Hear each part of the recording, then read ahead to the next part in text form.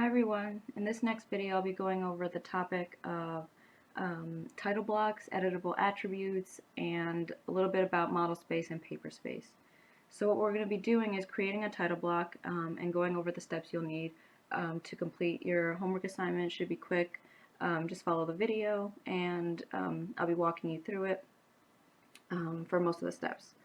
So what you're going to be doing, what we're going to be doing is creating a title block. So I have an example here where a title block is basically a drawing format where architects and engineers and other designers use to display their drawings when it comes printed out.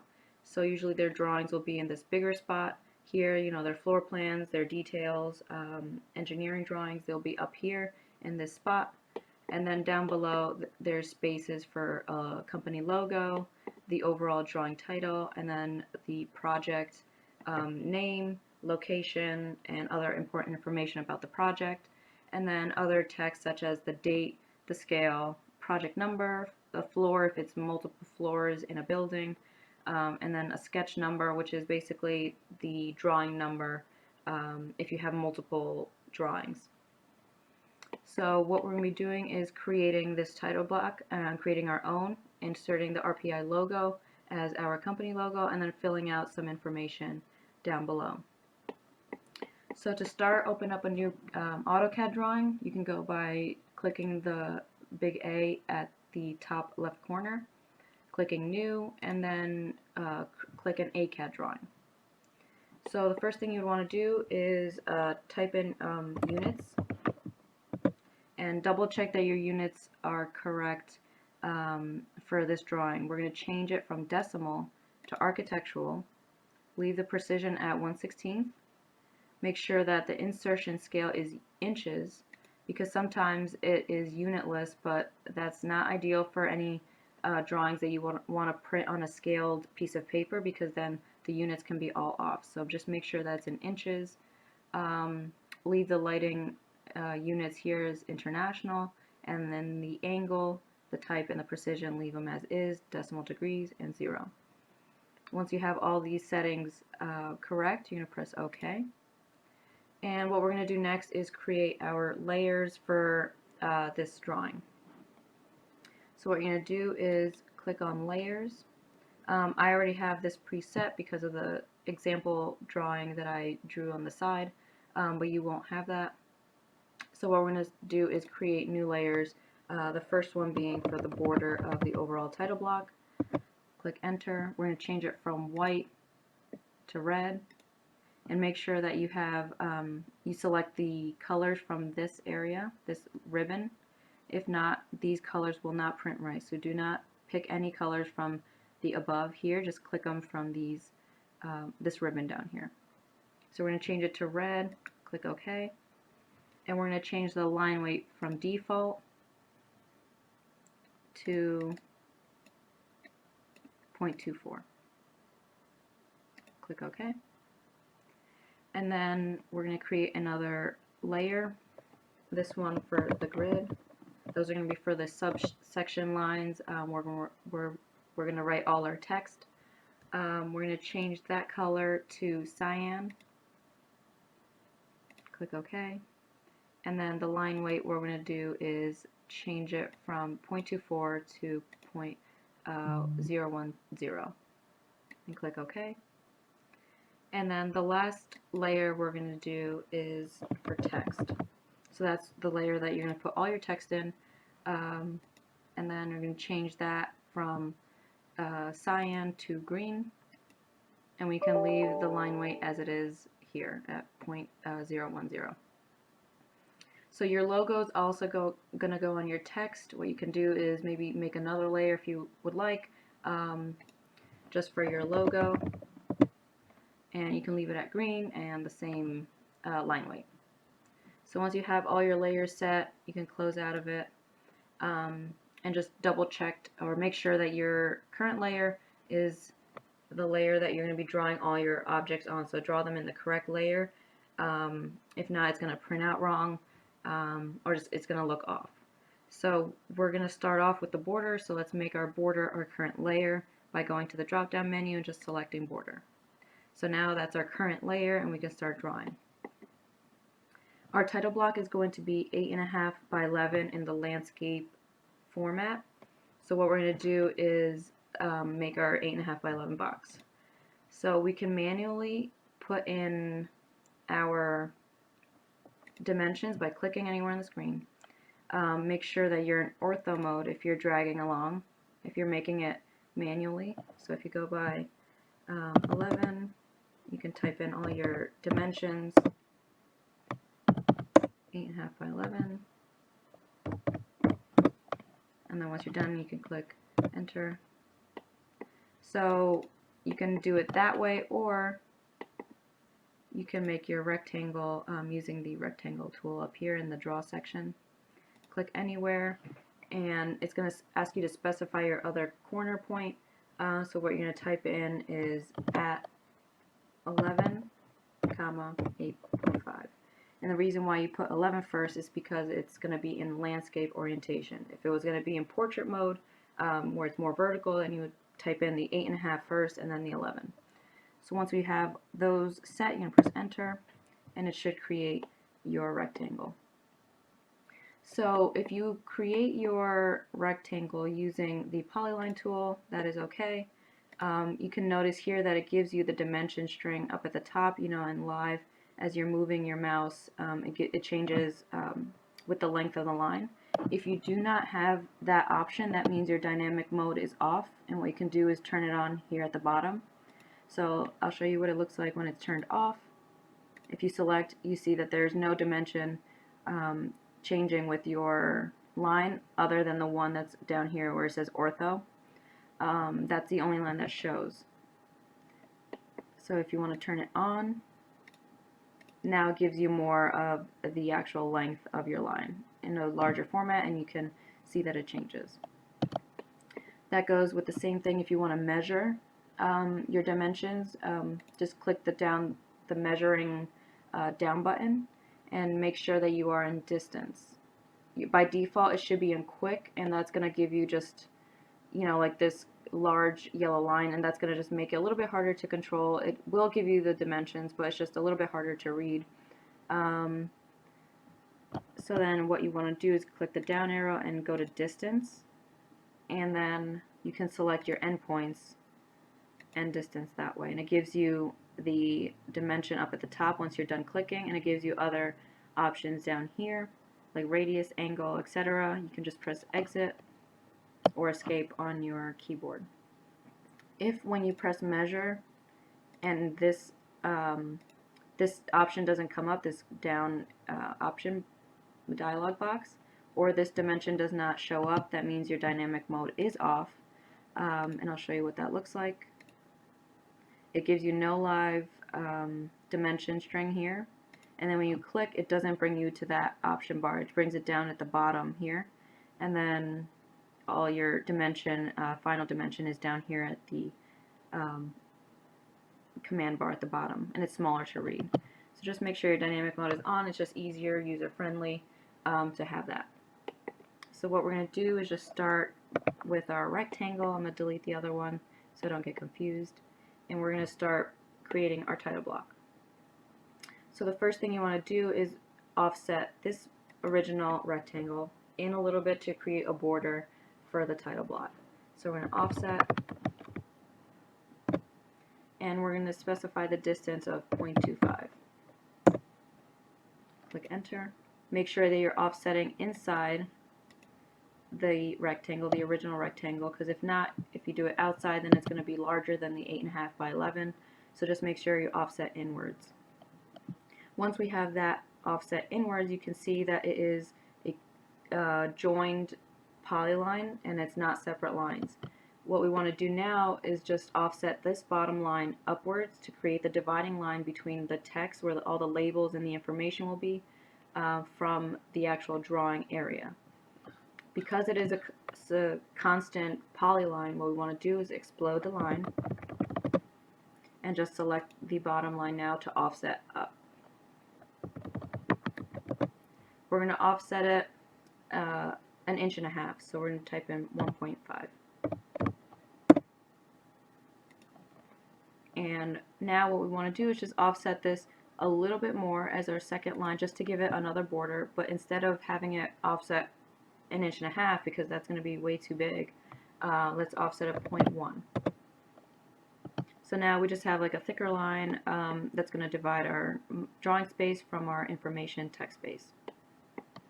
Now what we want to do is create our subdivision lines here where the logo will go and all the other information lines will go.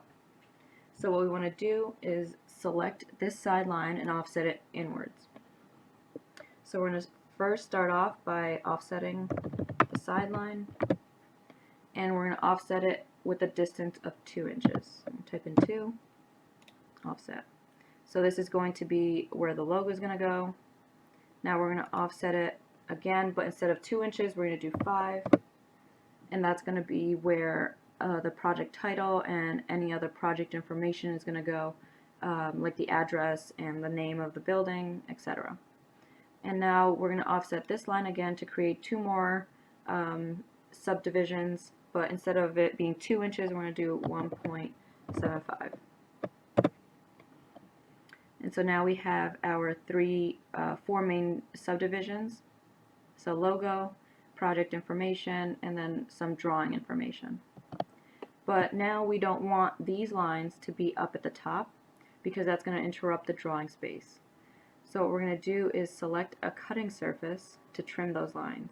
So we're going to select our line that we want to act as the cutting surface of these lines. So we want to select this line at the bottom, type in trim, and we're going to select the lines so that they delete. And now we're left with these 3 little lines here. So now what we want to do is create more subdivisions in the horizontal direction to give us more text lines. So we're going to select our line here, and we're going to offset it down in 0.5 inches. So we're going to offset it once and twice. So now it's going to give us lines for like a project title, the project address and information, and then all these lines for other information for the drawings. But now you can see that there are 2 lines that are interrupting the space for the logo. So what we're going to do is trim these 2 lines from this line. So we're going to select that line, trim, and now we have the logo area. What we're going to do now is trim this line in here in case the project name and the address is a little bit long and it needs multiple lines. So we're going to just trim this line so that there's more space. So we're going to select this line, trim, and trim it that way. And then we can leave all these lines the same so that there's multiple spaces for other information. So make sure you save your drawing, save it to a folder where you can easily find it at this point, just so that every step of the way you keep saving so you don't lose any work in case something crashes. So now what we're going to do is change these grid lines down here at the bottom from the border layer. We're going to change it to the grid layer. So let's select all these lines, and we're going to change them to our grid layer. Hit escape, and now we have the outlines of our title block. The next step we're going to do is add the text that goes along with the drawing information on a typical title block. So what we're going to do is just double check that we have some text styles that are good enough for the title block. So we're going to go to the annotation tab, click the down arrow, and we're going to manage our text styles. So we can click this first one and go to manage text styles, or another way is just to click this A here at the top, and it's going to bring you to the text style dialog box. So right now you should have annotative and standard as your text styles. I have Note because it's just on my computer. That's one of the fonts that I have downloaded onto my computer, one of the text styles that I have. So what we're going to do is just double check that standard is here, Arial. We're just going to leave it as Arial regular, and we're going to change the height to 1/16 because we want all the text on that layer, on that text style, to be 1/16 and small enough to fit within our subdivisions. Once we have that, we're going to hit apply, and we're just going to set it as the current. Just double check that it's the current one, and that's what we're going to use for our text style. So once we have all these settings, we're going to close, and then if we go at the top, that should be our main one, so standard. So what we're going to do now is zoom in, and we're going to add our main labels at the tops of each of these spaces. So what we're going to do first is make sure we're on the text layer. And then now that we're on the text layer, we're going to create single line texts because we won't need to manipulate or change the text in these. These are just going to be the main overall labels. So we're going to select single line text, and we're going to select our first point of text. So what we're going to do is just select this bottom part. And notice that it doesn't ask you for the height because we already determined the height for all these texts to be 1/16 of an inch. So now what it does, it just asks you for the rotation angle, and we're just going to hit 0, click enter, and our text cursor should start blinking, and we're just going to type in all caps drawing title. Once you do that, you can click out of it and hit escape. So now you see that our text is down here at the bottom, but we want it to be a little bit higher, so we're just going to move it up. So we're just going to move the text up, selecting it, and then type in move. And we're going to hit this corner here, and then drag your cursor up, and we're going to set it at the distance of 3/8. And now it should be up here, which is a decent location to have a label. And we're just going to move it over a tiny bit so that it's not right up against this line. So what we can do is just hit this corner, drag to the right, and just put 0.015. And just going to move it a little bit off the line. So we have our first label here, and what we're going to do is just copy it down to this area and then over here as well. So we're going to select, and we're going to copy it from using this as the base point, copying it down to here, and then to these boxes, remember, to the same base point. So if you copied it from the top right corner, you want to hit the top right corner of all the boxes here.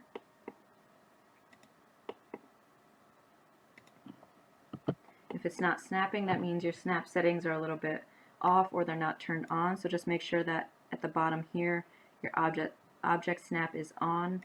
Click the little down arrow, and just make sure endpoint is on, intersection, and perpendicular. Those are the main ones, but you can look here and select the ones that I have just so that everything's like the same. So once we have all of these labels, we're going to change them so that they're not all saying drawing title. What we're going to do is use the same titles that are over here, so project, date, scale, project number, floor, and sketch number. So let's change the first one, project. So you double click on your single text line, and we're just going to change it to project. Make sure that you're in all caps. And then you guys can pause the video here and go and change all of these titles to match these over here. So once you've changed all the titles or the labels for this side of your title block, you'll notice that there's an extra one here because we did not trim this line, but what you can just do is change that layer or that label to drawn by. And that's where you're just going to put in your name at the bottom there. So once we have all of these labels finalized, our title block is coming along, and we're going to add some multi-line text boxes in here with attributes so that you guys can change the information that goes down here. So in order to use this title block in another drawing, and we'll go over that in the further weeks in the class, it's important to create this title block and use editable attributes. That will allow anyone who uses this drawing as an XREF to be able to change whatever the text is here at the bottom in their drawing and not affect the title block file. So what we're going to do is I'm just going to show you how to do that, and that is by going to the block tab here at the top. Click on the down arrow and then use this define attributes icon here. So you're going to click on that, and then this dialog box is going to pop up. This comes with different modes and effects that you can have for your attributes. Right now we're going to use multiple lines because we would want to give the areas some lines, multiple lines instead of having one single line in case their projects are larger and need more lines. So the tag is basically, it identifies each occurrence of the attribute in the drawing. So it's basically what the user is going to see and what the tag is called. So we're going to do the first one, which is project. So what we're going to do is just type in project name. You can get out of all caps and type in project underscore name. And in the prompt, that's basically it's what's displayed when you insert the block into the drawing. So when you look at the tags up in like the insert block schedule, it's going to show up project name, but then also when you place the block, it's going to show the prompt, which we're just going to keep also as project name. So if you name that, let's say just project, then when you paste the block in, it's going to say project, but the tag of the actual block is going to be project name. So right now we're going to do justification. Let's have everything be middle of the block and then centered. And then our text style is standard and our text height is the 1/16 because that's what we defined within the text style. So now you see how it doesn't give you an option for the default. What you can do is just press these three dots here, and then it gives you the option to specify your location of your multi-line attribute. So let's have it be here in the center of this block. So we're going to click, and then what we can type in is project name. Let's do it in all caps. And once you do that, you press OK. And then now it brings you back to this default, and then insertion point. That's where I clicked on the model space, but you can also specify it on the screen. So if I click that, I'll just specify it and press OK. And then now it gives me the option to specify, and I'm just going to place it right here. So then now that's going to be where if you insert this whole title block into another drawing, it's going to allow you to change this to a different name depending on the project that you have, and it's going to be editable. So what I want to do is maybe just move the project name over a bit so that it's a little bit more centered. And then now we're going to do the same thing for the drawing title, and then date, scale, project number, etc. So what we're going to do is go back to the block tab, click editable attribute, and then we're going to define another attribute here. So what we're going to do is the same thing. We can do multiple lines just in case the drawing title is more lines and it needs more space to write. And we're just going to write drawing title. Oops. You could take all caps off. Drawing title. The prompt will be, let's just write title.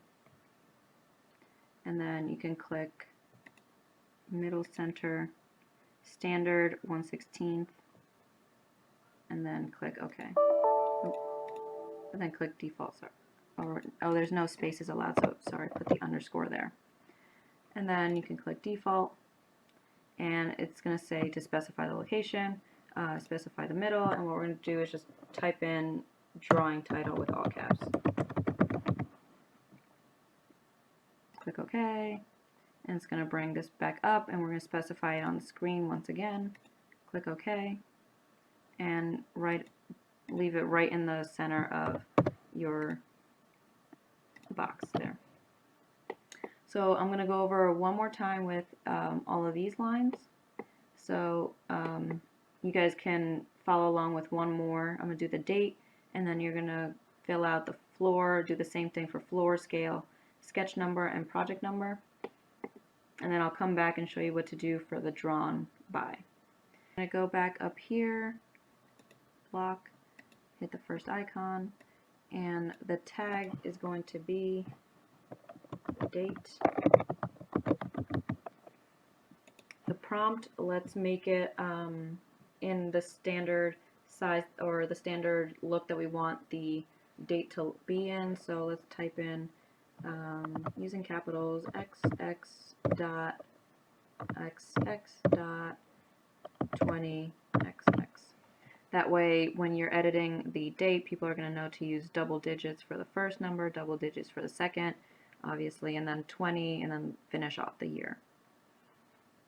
So then we're going to change the middle center, and then standard, make sure it's 1/16, and then we're going to default, click the center, and just type in date. Okay. And then we're going to specify it on the screen, press OK, and then it should be here. So you're going to do that, the same thing for scale, floor, sketch number, and project number. Pause the video, you guys can fill in the floor, sketch number, and here, and then I'll come back and I'll show you what to do for drawn by. Okay, so by now you should have your other labels in here with the attributes. So the next thing we're going to do is just in this drawn by space, we're just going to enter a simple single line text. Here, no specific location, but the rotation angle of 0, and you're just going to type in your name. First and last name, but for right now I'm just going to do Professor Cervantes. But you're just going to write your first and last name. And just make sure it's a little bit centered. And then right now, after you completed all of these labels, what you're going to do is insert the RPI logo here according to what we did for the project. So you're going to go to the block, insert the block into here, and I believe you're not going to be needing to scale it up. It's just going to come in at the correct scale because it's going to fit within this little box here. So once you insert the RPI logo here, that's basically the homework assignment. You're going to take, you're going to make a PDF of this the same way we exported to PDF for the other assignments. Make sure it's in black and white and grayscale, and then you're just going to use this as your window when you're printing it. And then from there, what we're going to do is go to layout, and then this is your paper space. You can see that you can see the drawings here, the example that I showed, and then your title block here. So what you're going to do is, this is your viewport. That means you can shrink your viewport and only show what you want to be shown here. Or it also allows you to select it and then change the scale of your drawing down here below. You can, it comes with different drawing scales. Here are engineering scales, but then also here are some architectural scales that are used when presenting and printing your drawings. If you click on a scale, it scales a whole drawing to this paper at 1/8 inch that I just selected. So select the viewport and then find your scale that is good enough for seeing the page. Play around with all these scales to see what it does and what each scale shows within your paper space. You can see here. And what I want you guys to do is expand this viewport just so that it's at the dotted line rectangle border. If you're in ortho mode, you can turn that off so it's a little bit easier to snap to that corner. Well, you're not going to be able to snap to it, but you can like just hover over it and cover the dotted line. And what you're going to do is just double click within this viewport, and now you're technically in model space. So you can see down here at the bottom, it's now model space. If you click this button, it goes back to paper space, and now you can't edit anything within the model space. So if you double click on it, you can select it, you can zoom in, you can actually physically delete things, and it will delete if you go back to your model space. So you see how it just like popped up again because I undid it. So let me show you. I'll delete the example I made in paper space, and I click out of it. Double click to click out of paper space, or you could click this icon at the bottom. And now if I go back to the model tab and zoom out, I had deleted my example that I showed you. So let's go back to layout 1. And so anything that you delete in paper space, if you are in the model space tab down here at the bottom, anything that you select and delete, it will affect your whole drawing. So just make sure that you don't delete anything while you're in paper space, while you're in this layout space, because then it will affect your whole drawing and it's going to mess you up. So this is called your viewport. You can change the viewport if you go here to the top. If you select it, go to the top layout, and then here it's going to give you all these options to insert views. You can make a new viewport. So if I delete this, it doesn't delete my drawing because that is the viewport. You can see that my drawing is still here. I just deleted the viewport, which is basically the window of what you're going to print on this paper space. So if I go back to layout and click rectangular, and I can specify my corners, I bring back the viewport and I bring back the model space area. So I'm going to select this viewport and change the layer to be border. So I want you guys to change that space to be border, and I want you to click inside the viewport. So now you're technically in model space, so don't delete anything, and we're going to change the scale. So right now it's going to be at an arbitrary scale because I've been, zooming in and out, so it's not at a specific scale. So what I want you guys to do is be in this model space, or select the actual viewport, and you can see that this pops up. This will be your scale. You just click the down arrow, and let's just scale it to 6 inches equals 1 foot. And it just zooms it in a little bit. What I want you to do is double click and just center it a bit. You can click model space down here and it will bring you back to paper space so you don't edit anything anymore. So this is what I want you guys to export as well. So in addition to exporting this model space with as a PDF and using this as your window, I want you to do that. Insert the RPI logo, don't forget that. And then I also want a screenshot or an exported PDF rather of this paper space. So export this paper space using this whole sheet as your window when you're exporting to PDF. Okay, so that is basically the homework assignment. I'll upload this video along with instruction sheets of what I expect of the homework assignment, and let me know if you have any questions. You can email me. It should be pretty straightforward because I went through the whole homework assignment while showing you guys some of the editable attribute functions. But email me if you have any questions, and if you need to meet with me in WebEx, we can do that as well. We can set up an appointment, and I'll be available during my office hours, and also the TA, Tina, will be available as well. So email me if you have any questions. If not, then I'll hear from you guys on Monday.